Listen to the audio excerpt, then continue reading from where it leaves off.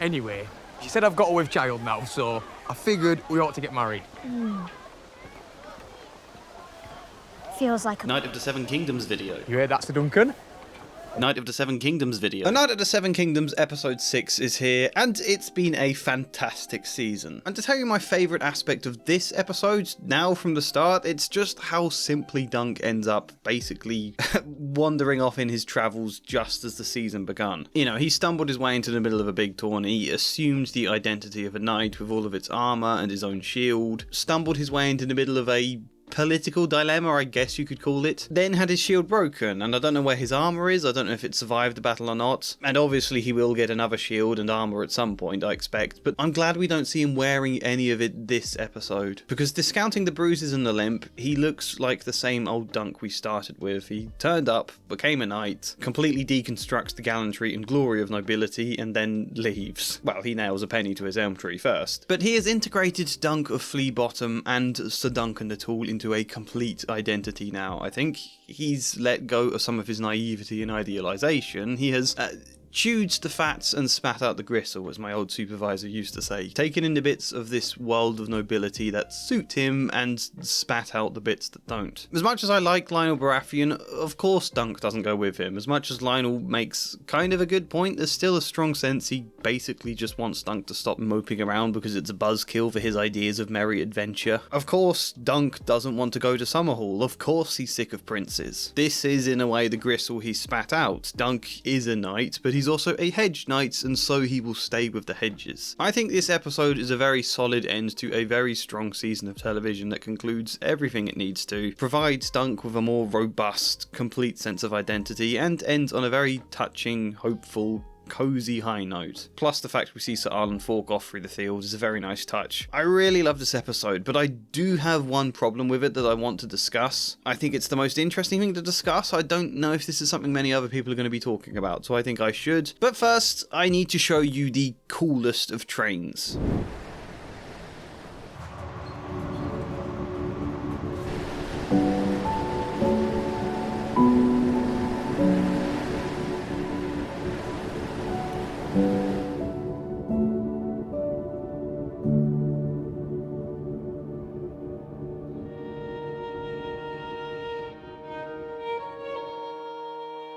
Okay, to explain the problem I have, we do actually first have to discuss a lot of what works, because I think otherwise my point will sound really weak. And that starts by saying I really enjoy how much of this episode feels like the morning after a big party, where everyone's a bit hungover and sore, and there's this groggy sort of empty sense of, well, what now? I guess we all just scatter off in different directions then? Like, that's a really specific kind of mood, and really fitting for what this episode is. Not the most climactic mood to end a season with, but fitting, and they absolutely nail it here. And also it's just something you rarely see in fiction. You know, even the idea of a tourney being dismantled, pavilions being packed up, the lingering uncertainty where dust hasn't yet settled on events, where people are wary of Dunk, where Maekar is shut away in dark rooms, where all Dunk can do is hobble about with very little to say because he doesn't know what to say. He doesn't even know if he's welcome at the funeral. Nobody knows what will come next for the realm now that Baelor is dead. I mean, I suppose I think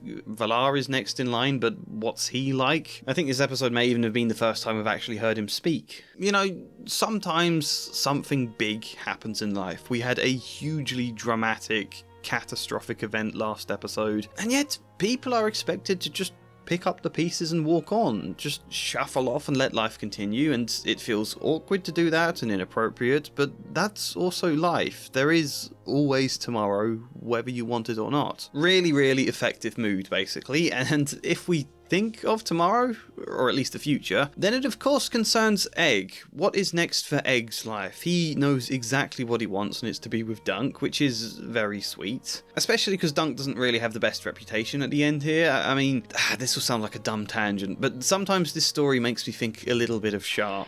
This story about an ordinary common board lad from Yorkshire who slowly rises to the top of the military through merit, despite all of the highborn and the aristocrats sneering at him and wanting to put him down. And for much of that show, and presumably also in the books, it draws narrative satisfaction from getting to see Sharp prove them all wrong time and time again, getting to see the people who look down on Sharp slowly realise how good he is, sometimes with admiration, sometimes with frustration. It's very satisfying. And yet, I like that we only get very small shades of that for Dunk here. He is undoubtedly a good and honourable man, but I like that both Lionel and Makar make remarks about him being a bad fighter. I like that people are wary of him. I especially like that we don't get some kind of tropey scene where Makar offers Dunk a handshake or, begrudging respect and admiration. No, he is still just a hedge knight in Makar's view, who happens to survive a trial, and whilst Makar doesn't really wish him ill, he also doesn't think much of him. There's a whole nother season or two before Dunk can prove himself to the world, I think a lot of shows would squeeze in a moment of satisfaction here of Dunk being proven as someone really good, and whilst that might feel nice and I suppose would give Makar a bit more overt growth as a character, I think it would also feel too crammed in, too sudden, and nowhere near as satisfying as if we build to a bigger sense of satisfaction in a later season. Yeah, I really like that whilst Dunk has found a stronger sense of identity within himself, he's also not really established himself in the world. I think that makes more sense to tackle next season, or maybe the season after that, I don't know. But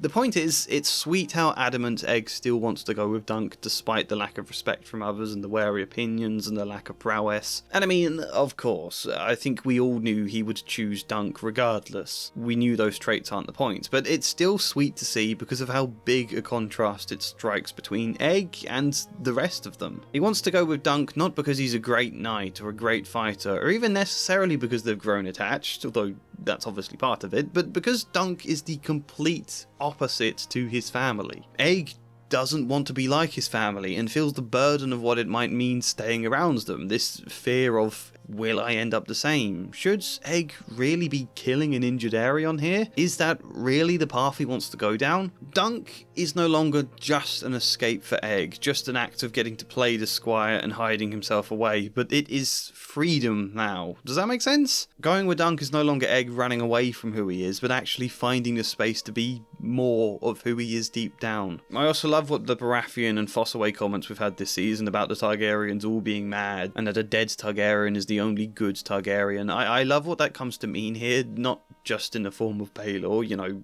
Baelor is an example of how they can be good, yes, but it's again wondering, what is the future of Egg? We had that ominous fortune teller suggesting people will rejoice when Egg dies. Is that true?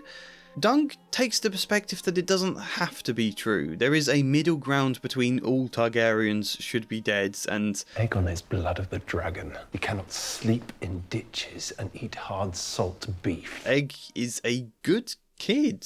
He can grow into a good man. I mean, I'm a children's therapist. Of course I find that being the conclusion a very touching one, but that's, no matter where a child has come from, the lowliest gutters of Flea Bottom where there's death and injustice and starvation, or the highest castles where there's corruption and cruelty, wherever we come from, we do not have to be doomed to our past and to our environment. It is possible to be more. I think that's kind of ultimately the conclusion we're reaching this episode. As much as Dunk is disillusioned with the world of nobility and feels a bit cynical about it here to an extent, he's also recognising in Egg that it doesn't have to be that way, that the future can be different. But I am surprised Dunk says all Egg needs is a stern hand. He's a good lad. Just needs a stern hand. I feel like that's the opposite of what Dunk's been learning with Egg, that every time he's had the impulse to threaten him with a beating, he's also then softened it and realised that wasn't the right approach. You'll eat my fist if you don't do as you're told. Never mind that. So to hear him mention a stern hand at the end feels surprising to me. Nonetheless, all of that is to say there is both in theme and in mood a lot to love about this episode. And yet, these exact points, I think, are also the biggest weakness. How do they get the bees to swarm like that? Some sort of magic? Will they put the 51% off World Anvil? in Beesbury's coffin? Oh! World Anvil! Yep, they are sponsoring this video. World Anvil is an online tool for game masters, for writers, for tabletop RPG players and world builders. An online tool for designing worlds, creating characters, chronicling history, planning and managing campaigns from a plethora of different games. My best friend uses it for our D&D campaign, I use it for planning my novel. Far better and easier than the scraps of random A4 paper stuffed into a drawer that used to constitute my creative process. Not only can I keep everything in one place where I can easily edit anything I want to, but I can create timelines, hyperlinks branching off to specific characters or articles, family trees, a billion other things. You can even link them all to maps, like here's this basic map I made years ago. If I click on the character Tess, it sends me straight to her page where everything is redacted, and that's like the most basic thing you can do with your maps. There's other creators whose world building looks so much nicer than mine. There's a whole community network on World Anvil if that's your thing. There's so many different cool features for everything you may possibly need. In general, there's been lots of great updates recently, making the interface even simpler and smoother than it already was. World Anvil is great. I am genuinely passionate, I hope you can hear that, and if you desire, if you crave, if you call to the heavens for a 51% discount, then use the code TREE, or click the link in the description or the pinned comment, and if you just want to try out the free version, then go for it. There's no time limit, test it out for as long as you want. World Anvil. I think that, considering there's not really a huge amount happening this episode, that it's mostly just wrapping things up, and considering then without the baggage of lots of plot, there's so much we could explore, from Dunk's survivor's guilt, the feeling of a curse, the idea of the god's judgment, grief for Baylor, which Maker especially puts in a brilliant performance concerning. There's also Egg's conflicted feelings, but considering there's so much depth to be explored here, I think this episode is curiously light on the exploration. I wanted to dig more, I wanted to really get under their skin. When it started, I thought that's what was happening, as Lionel suddenly loses his patience and tears into Dunk with kind of valid points. The two Humphreys also gave their lives. Why is it just Baylor you're brooding over, the guy who should have been risking nothing technically? And it's fitting Dunk doesn't give too much of an answer to Lionel here at the start of the episode, but no one really tries to get under his skin again. Dunk is very restrained all episode, which again makes sense, but I do want to see it challenged. I do want it to build to something. You're obviously not going to be in the mood for joking with Raymond. There is obviously a huge gulf of space between you and Maker. Dunk in general is not good with words, but I wanted someone to prod him a bit, stab at Dunk and draw out some of that emotion, force something bigger out of him that can make this feel like a season finale. With Raymond, he barely says anything because the focus there I think is mostly on Ro, and then with Valar he can give no answer, which again is fitting there. And then with Maker, he basically just says I'm done with princes and holds back most of the feeling behind that, and with Egg he offers no explanation. I can't, Egg. Even the scene with Darragh feels like it ends just as it's getting started. But Arian was quite the glad child once. He liked fishing. I mean, come on, I know Dunk's not good with words, but you can still give us a bit more. And it's not for the sake of explanation. I think all the stuff is there, we can already understand it. But there's a difference between being subtle and expressing something in a way that lands and has impact, you know? I think we need that sense of trajectory this episode, I feel. This sense of build for Dunk to reach the conclusion that he will take Egg, but not to Summerhall. And in a way, this episode does build to that, but personally I think it feels a bit straightforward. I don't know what the word is. I guess pedestrian, not with the wonderful deftness we've seen for so much of this season before, because Dunk says no to Maker and Egg, but we all know Egg is going to end up with him in the end. I mean, of course he is. It would be a wildly unsatisfying story if Egg doesn't end with Dunk here, so we know Dunk is going to be pushed to change his mind. So already there's very little tension for that in itself, made worse by giving no space for it anyway, and being very overt in what pushes Dunk to change his mind. Like, it's really clear. Right after Dunk says no, we immediately cut to a flashback with Sir Arlen that I do really love. It is a poignant scene, but it ends with Sir Arlen saying, "A true knight always finishes a story." Which just feels very obvious in its points, you know? Dunk has to see things through with Egg until it's a proper ending. You can't cut it short now. Very clearly Dunk is left brooding on it, and I actually think this kind of undermines the more interesting, deeper point in that conversation, which is Dunk asking, why did you make me a knight, and not getting an answer. And then immediately after this he bumps into Darragh, who suggests Egg will turn into Arion if there's not someone else to give him direction. And then right after we see a scene with Egg itself making a similar point, now Dunk is here having changed his mind. You know, that happens incredibly quickly and incredibly easily. And when it's the main arc for this episode, I find that a bit disappointing. He gives in too easily for this to feel like a satisfying development, which then makes the climax to this episode finale feel less like a real punch from Dunk, a real concluding argument, and just something he's been steered languidly towards without any of his own feelings entirely being addressed, and all of it lacking the subtlety I've become accustomed to with this show's character developments. And, you know, it's not terrible. As much as this sounds like a really negative complaint, it's not. This is still a very good episodes. The story just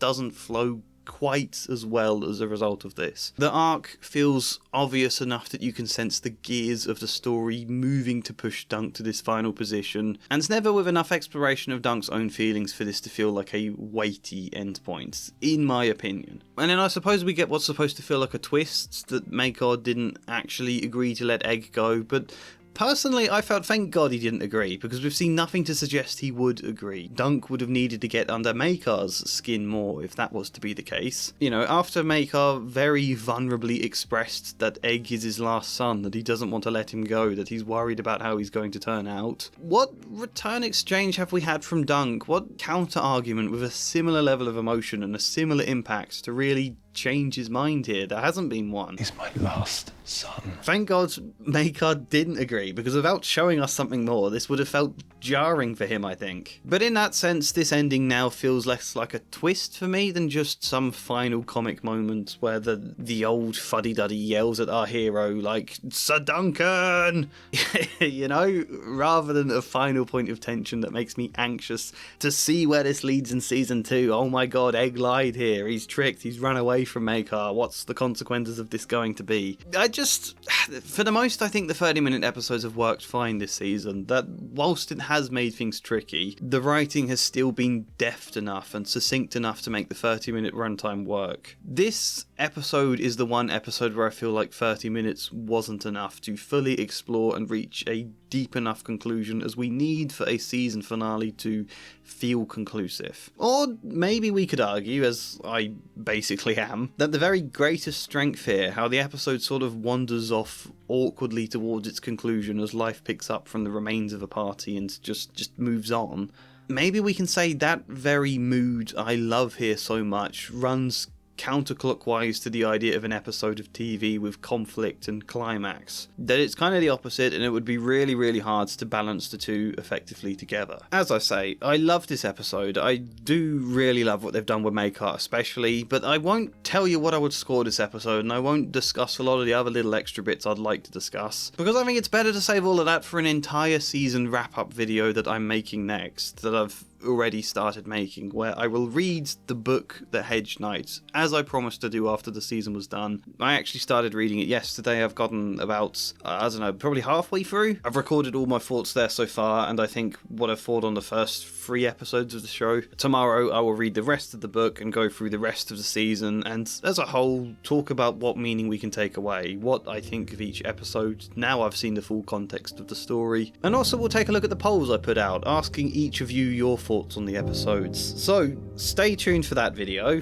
please. But otherwise, like this video if you like it, subscribe, support me on Patreon or buy me a coffee if you fancy that, but otherwise, hopefully see you next time. And as ever, a special thank you goes to Flying Spider, Luke Hoare, Michael Gallagher, Ben Marie, Thafy, Chad Bramwell and Joshua C. Follier. Thank you.